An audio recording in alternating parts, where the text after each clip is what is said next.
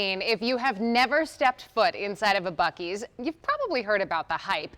The Texas-based travel center is known for its massive size and its even bigger fan following. Well, now Buc-ee's wants to bring that buzz to Northern Virginia, but not everyone's on board with the plans in Stafford County. Jacqueline Quinn, she joins us now to talk about why this project has so many people talking. Oh yeah, this is something that has really become one of the biggest local debates right now in Stafford, Virginia.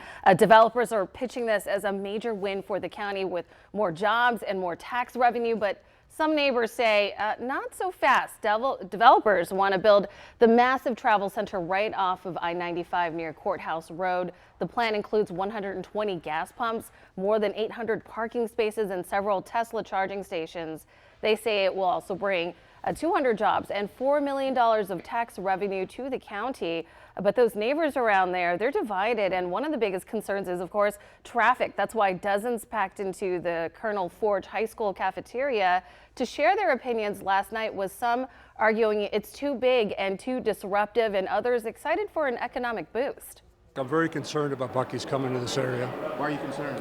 The traffic, the amount of illicit crime that is associated with a large gas station. 200 jobs that pay $20 an hour isn't doing the community any service at all. $20 an hour is barely above the minimum wage. I just think that it'd be good for people, brings jobs to the community, and gives staff a little bit more, I don't know, not as boring.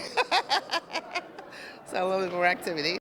Yeah, so a lot of varying opinions on this, and the Stafford County Board of Supervisors will have the final say on the project, but the next public hearing on this proposal is scheduled for next Wednesday. All right, so for perspective here, because, what is it about Buc-ee's that has just really garnered this kind of cult-like following? Because if you know about Buc-ee's, or even if you don't, how would you explain it? Oh my gosh, I mistakenly told you it was the bathrooms. Right? People get really excited about that when you're driving around and you're looking for someplace, but it has everything. It has a wall snacks.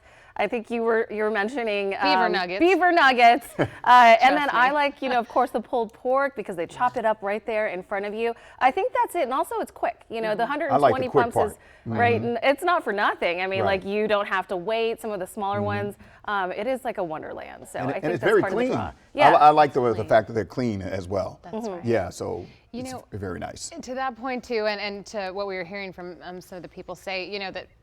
Would you want it in your own neighborhood, right? The traffic, understood. Some of the other things that come with it.